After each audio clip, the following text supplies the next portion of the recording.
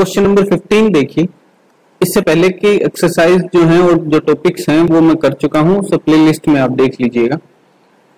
सो एक 3x3 order की matrix आपको गिवन है और एक रिलेशन गिवन है। So left hand side equals to right hand side होगा, ये आपको प्रूव करना है और ए इनवर्स फाइंड आउट करना है।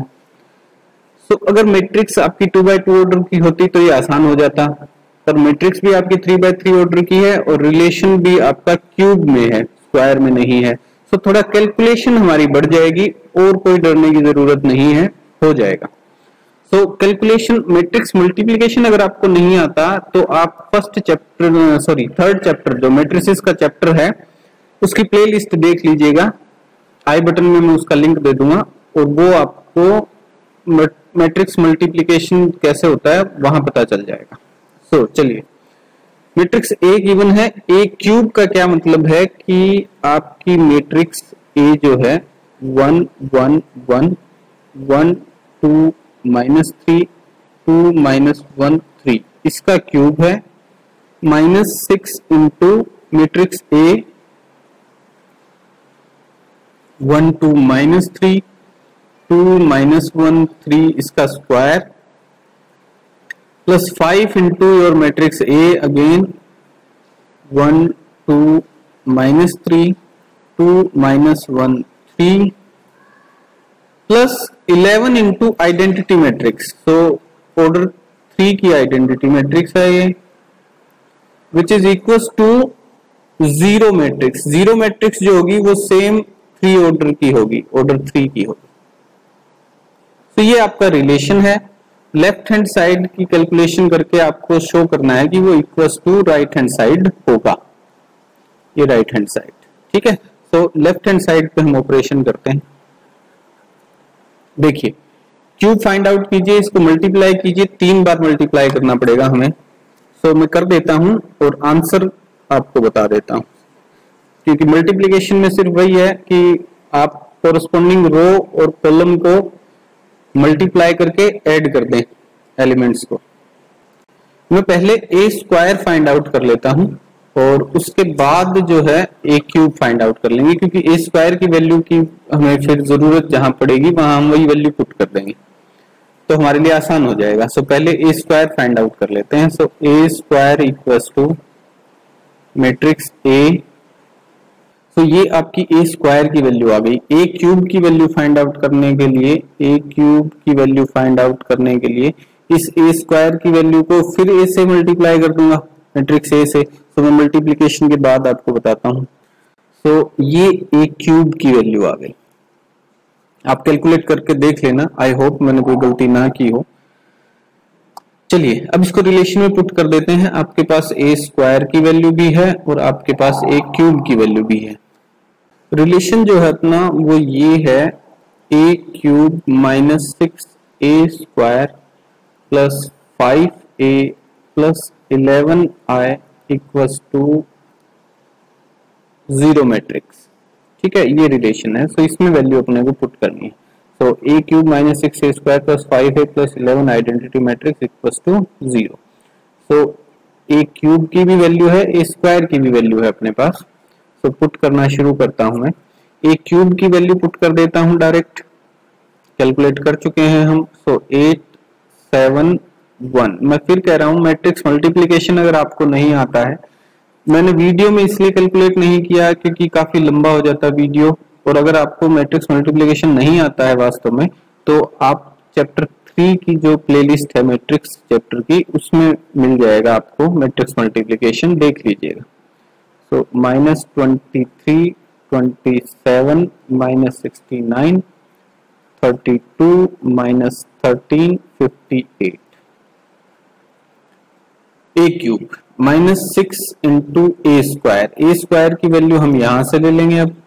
सो 4 2 1 -3 8 -14 7 -3 14 प्लस 5 ए की वैल्यू, ए मैट्रिक्स आपकी कितनी थी 1 1 1, और तो मुझे देखना पड़ेगा 1 2 -3। सो 1 2 -3 एंड उसके बाद 2 -1 3। सो 2 भूल गया मैं, 2 minus 1 3, 2 minus 1 3 plus 11 identity matrix. Identity matrix आपकी होगी 1 0 0 0 1 0 0 0 1। ठीक है, ये लेफ्ट हैंड साइड है और इसी को हमें सोल्व करना है कि ये जीरो मैट्रिक्स आती है या नहीं। तो चलिए सोल्व करना शुरू कर देते हैं। क्या मैं डायरेक्ट लिख दूं? एक कैलकुलेशन और कर लेता हूं, ये मल्टीप्लाई कर देता हूं सबको इसके अंदर। तो ये आपकी मैट्रिक्स हो गई 8 7 1, इन सबको मल्टीप्लाई करके और बाद में आपको दिखाता हूं। तो कुछ ऐसी दिखाई देंगी आपको अपनी मैट्रिक्स।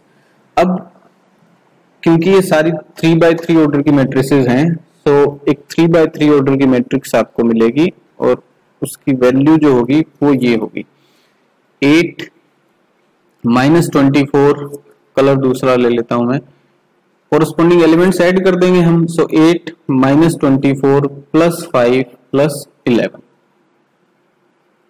ठीक है, तो पॉजिटिव वाली वैल्यूज ऐड कीजिए। 11 प्लस 5 16, 16 प्लस 24 कितना हो जाएगा? सॉरी ये तो माइनस का है 24। सो 11 प्लस 5 16, 16 प्लस 8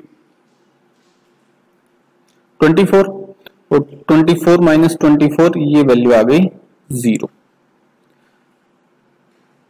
ठीक, नेक्स्ट कैलकुलेट कीजिए। 7 है प्लस का, 5 है प्लस का और यहां 0 है और यहां माइनस का 12 है। सो 7 प्लस 5 12, 12 माइनस 12 ये भी 0 और 1 देखिए ये ऐड कर रहा हूं 1 माइनस 6 तो माइनस 5 और ये प्लस 5 0 और ये 0 है तो ये भी आ गया 0। ठीक है, सो इनको जब कैलकुलेट करेंगे आप तो सारी वैल्यूज आपके पास 0 0 0 आ जाएंगी। ठीक है, so left hand side equals to right hand side हो जाएगा। अब मेन पर्पस जो अपना है वो क्या है? वो है ए इनवर्स फाइंड आउट करना। सो ए इनवर्स कैसे फाइंड आउट करेंगे वो बताता हूं आपको। देखिए रिलेशन आपका है A cube minus 6a square plus 5a plus 11 identity matrix equals to zero matrix. So both sides multiply कीजिए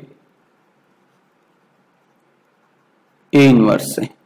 तो ये हो जाएगा A square into A inverse, ऐसे लिख सकता हूं। ए क्यूब को ए स्क्वायर इंटू ए लिख सकता हूं, ठीक है जी। प्लस 6 इंटू ए स्क्वायर को ऐसे लिख दिया और ए इनवर्स से मल्टीप्लाई कर दिया। Plus 5a into A inverse plus 11 identity matrix into A inverse equals to zero matrix into A inverse. ठीक, ये रिलेशन आ गया। अब देखिए ये जो है a इंटू ए इनवर्स ये आइडेंटिटी मैट्रिक्स प्रोवाइड कर देगा आपको और A square into identity matrix A square ही बच जाएगा आपके पास। Plus a into A inverse यहां से भी आपको आइडेंटिटी मैट्रिक्स मिल जाएगी और a matrix multiply identity matrix तो वो भी a ही मिल जाएगी आपको। ठीक है जी, ये प्लस नहीं है भाई, माइनस है। तो ये मिटा देता हूं यहां से भी, ये -6 है। तो ये सिली मिस्टेक्स का आपको पूरा ध्यान रखना है, इसमें बहुत ज्यादा चांसेस हैं सिली मिस्टेक्स होने के क्योंकि ये लेंथी हो जाते हैं questions. So plus 5 a into A, फिर आपको आइडेंटिटी मैट्रिक्स मिल जाएगी। सो 5 इंटू आइडेंटिटी मैट्रिक्स और यहां देखिए 11 i इंटू ए इनवर्स। सो ये ए इनवर्स मिल जाएगा आपको क्योंकि आइडेंटिटी मैट्रिक्स के साथ किसी मैट्रिक्स को मल्टीप्लाई करेंगे आपको मैट्रिक्स मिल जाएगी वापस। So plus 11 A inverse equals to zero matrix. Zero matrix से किसी को मल्टीप्लाई करो जीरो मैट्रिक्स आएगी आपके पास। ठीक है, आपको कैलकुलेट जो करना है वो है ए इनवर्स। तो बाकी सभी को मैं राइट हैंड साइड ले जाता हूं। तो 11 ए इनवर्स इक्वल्स टू, अब जो पॉजिटिव हो नेगेटिव हो जाएगा और जो नेगेटिव है वो पॉजिटिव हो जाएगा राइट हैंड साइड जाने पे। So minus A square plus 6a minus 5i। ठीक, और 1/11 से ये मल्टीप्लाई हो जाएगा, यानी A inverse will be equals to 1/11 6A minus A square minus 5i curly brackets. अब इसमें वैल्यूज पुट कर देते हैं। A इनवर्स थोड़ा और उधर लिख देता हूं मैं क्योंकि जगह कम पड़ेगी हमारे पास। सो A इनवर्स इक्वल्स टू 1/11, ये वैल्यू कैलकुलेट करते हैं अब 6 into A. So 6 multiply matrix A, और मैट्रिक्स ए कितनी है आपकी 1 1 1 1 2 -3 आई थिंक यही है। देख लेते हैं 1 2 -3 2 -1 3, सो 2 -1 3 2 -1 3, तो ये मैट्रिक्स ए आ गई। ए स्क्वायर की वैल्यू देखनी है अब आपको। ए स्क्वायर मैट्रिक्स की वैल्यू हम फाइंड आउट कर चुके हैं जो कि है 4 2 1। मैं लिख देता हूं फिर आपको बताता हूं। सो ये ए स्क्वायर की वैल्यू आ गई। इसके बाद -5 इंटू आइडेंटिटी मैट्रिक्स जो कि सेम ऑर्डर की होगी 0 0 1, ये कैलकुलेशन करनी है अब हमें। सो 1/11 और मैट्रिक्स क्या आ जाएगी आपकी, देखिए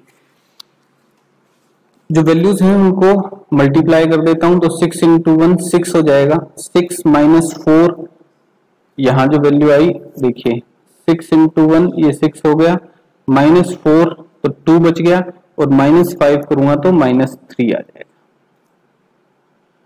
ठीक है, मैं डायरेक्ट लिख रहा हूं 6 इंटू 1 ये 6 हो गया, -2 4 बच गया, यहाँ 0 है तो ये 4 हो गया। 6 -1 ये वैल्यू 5 हो गई क्योंकि आगे 0 है। ठीक है जी, ओके। 6 -3 ये हो गया 9। 6 2 12 -8 तो ये आ जाएगी 4। 6 -18 -14 तो +14 हो जाएगा, ये -4 आ जाएगी वैल्यू। अच्छा, बीच में ये भी ध्यान रखना पड़ेगा भाई, यहाँ -5 भी है। सो ये वैल्यू जो 4 आई ना, 4 -5 तो ये -1 हो जाएगी, ये वैल्यू -1 हो जाएगी। ठीक, आगे देखिए 6 2 12 12 -7 5 बच गया, और आगे 0 है ये, सो 5 ही आ गई वैल्यू। 6 -1 -6 +3 सो -3 बच गया, और आगे 0 है, सो -3। 6 3 18 18 -14 सो 4 बच गया, और -5 सो -1। तो ये आपकी ए इनवर्स होनी चाहिए। आंसर एक बार मैं चेक कर लेता हूं सही है या नहीं। बिल्कुल ठीक है जी, आंसर आपका ये आ गया, ए इनवर्स की वैल्यू आ गई। तो बस थोड़ा कैलकुलेशंस में ही आपको ध्यान रखना है। कैलकुलेशंस भी वही हैं, बिल्कुल आसान एलिमेंट्री ऑपरेशंस हैं आपके, एडिशन, सब्सट्रैक्शन, मल्टीप्लिकेशन, डिवीजन, और कुछ नहीं है। बट उनको करते हुए आपको ध्यान रखना है कि मिस्टेक ना हो जाए, आंसर आ जाएगा आपका। ओके, 16th जो क्वेश्चन है वो भी सेम इसी तरीके से होगा। 3x3 ऑर्डर की मैट्रिक्स है। वीडियो बहुत लंबा हो जाएगा इसलिए मैं इसको सोल्व नहीं कर रहा। अगर आप में से किसी को भी दिक्कत आ रही हो, नहीं सोल्व हो रहा हो, तो आप कमेंट कर दें, मैं एक सेपरेट वीडियो बना दूंगा इसको सोल्व करते हुए। वैसे ये 15th क्वेश्चन से आसान है, इसकी मैट्रिक्स जो है उसमें ज्यादा बड़ी वैल्यूज नहीं आएंगी, तो आप आई होप आप कर लेंगे। फिर भी अगर किसी से नहीं हो रहा हो तो आप कमेंट कर दें, मैं सोल्व कर दूंगा। क्वेश्चन नंबर 17th और 18th जो हैं वो एमसीक्यूज हैं आपके, 4 ऑप्शंस प्रोवाइडेड हैं। सो 17th देखिए, let A be a non singular matrix. Non singular matrix कौन सी हो जाएगी, जिसका डिटरमिनेंट नॉट इक्वल टू 0 होगा, यानी इसका इनवर्स ले सकते हैं आप। स्क्वायर मैट्रिक्स है ऑर्डर 3x3 की, एडजॉइंट ऑफ ए का डिटरमिनेंट कितना होगा वो आपसे पूछा है। ये एक डेरिवेशन भी है आपकी बुक में, पहले भी आ चुका है, हम कर चुके हैं, मैं फिर कर देता हूं। देखिए एक रिलेशन आपको ध्यान होगा, A into adjoint of A जो है वो equals to determinant of A into identity matrix होता है। अभी आइडेंटिटी मैट्रिक्स अगर ऑर्डर 3 की है तो ये डिटरमिनेंट की वैल्यू उससे मल्टीप्लाई हो जाएगी अंदर, ठीक है। तो जब आप ये कर देता हूं, इसने एमसीक्यू में इसलिए दिया है क्योंकि यहाँ ये थोड़ा कॉन्सेप्चुअल पॉइंट है जो आपको ध्यान रखना है। ये यूं मिलेगी आपको, ये मैट्रिक्स से मल्टीप्लाइड है डिटरमिनेंट। तो आइडेंटिटी मैट्रिक्स में 1 की जगह अब क्या आ जाएगा, डिटरमिनेंट आ जाएगा। सो 0 0 0 डिटरमिनेंट ऑफ ए 0 और 0 0 डिटरमिनेंट ऑफ ए, ठीक है। अब जब आप इसका डिटरमिनेंट लेंगे बोथ साइड्स, दोनों साइड में डिटरमिनेंट लेता हूं, so determinant of A into adjoint of A, ठीक है। तो ये डिटरमिनेंट लिया मैंने, उस साइड भी मैं डिटरमिनेंट का ही सिंबल यूज करूंगा, फिर ये हटा देता हूं और डिटरमिनेंट का सिंबल लिखता हूं। ये डिटरमिनेंट ले रहा हूं, पहले वो मैट्रिक्स थी, अब ये डिटरमिनेंट हो गया, ठीक है। तो ये अलग अलग लिख सकते हैं हम, determinant of A into adjoint of A का determinant which is equal to, अब यहां देखिए डिटरमिनेंट में प्रॉपर्टी 4 के अकॉर्डिंग आप किसी रो या कॉलम से कांस्टेंट बाहर ले सकते हैं, कॉमन बाहर ले सकते हैं। तो यहाँ हर रो से आप डिटरमिनेंट ऑफ ए बाहर ले सकते हैं। सो टोटल डिटरमिनेंट ऑफ ए 3 बाहर आ जाएंगे, रो 1 से आ जाएगा, एक रो 2 से आ जाएगा, एक रो 3 से आ जाएगा। सो डिटरमिनेंट ऑफ ए क्यूब लिख के ये बाहर आएगा, ठीक है। ये ध्यान रखिएगा आप, यही आप डिटरमिनेंट मत ले लीजिएगा, ठीक है। फिर ये अगर बाहर ही रख लिया आपने तो इसको क्यूब से मल्टीप्लाई आप नहीं कर पाओगे, और डिटरमिनेंट का दोबारा डिटरमिनेंट लेने का आपको जरूरत नहीं है। सो पहले इसको इस मैट्रिक्स से मल्टीप्लाई कीजिए, मैट्रिक्स आएगी उसका फिर डिटरमिनेंट लीजिए, और प्रॉपर्टी 4 से ये डिटरमिनेंट ऑफ ए, ये जो वैल्यू है, ये कोई वैल्यू होगी, ये आपकी बाहर आ जाएगी क्यूब में। यही एक कॉन्सेप्चुअल पॉइंट है इसमें, इसीलिए ये बुक में डेरिवेशन भी किया हुआ है और यहाँ आपसे एमसीक्यू में भी पूछा गया है। तो बाकी फिर ये क्या बची, फिर ये बची एक आइडेंटिटी मैट्रिक्स, और आइडेंटिटी मैट्रिक्स का डिटरमिनेंट क्या होता है, 1 होता है। So A cube into 1, A cube ही रह जाएगा। अब यहां देखिए एक वैल्यू डिटरमिनेंट ऑफ ए इधर है भी, सो ये कैंसिल आउट हुआ, ये 2 बच गया। So determinant of adjoint of A will be equals to determinant of A square. इस केस में ये वैल्यू ऐसे आ जाएगी। वैसे जर्नल ये क्या होता है कि डिटरमिनेंट ऑफ एडजॉइंट ऑफ ए, अगर आपकी मैट्रिक्स गिवन मैट्रिक्स ए किसी ऑर्डर एन की है, तो ये वैल्यू हो जाएगी determinant of A to the power n minus 1। So general ये रिलेशन आता है आपका, ठीक है। सो आंसर हो गया इस केस में आपका बी। 18th क्वेश्चन देखिए, if A is an invertible matrix of order 2 then determinant of A inverse is equals to, अब A inverse का डिटरमिनेंट कितना होगा वो आपको फाइंड आउट करना है। अब देखिए इसमें भी कॉन्सेप्चुअल जो पॉइंट आता है वो क्या होता है, A इनवर्स हम फाइंड आउट करते हैं, कैसे फाइंड आउट करते हैं, 1 upon determinant of A into adjoint of A। Adjoint of A कोई मैट्रिक्स है आपकी, ये मैट्रिक्स है और उसी ऑर्डर की है जिस ऑर्डर की मैट्रिक्स ए है आपकी, ये डिटरमिनेंट है, यानी ये कोई नंबर है, ठीक है।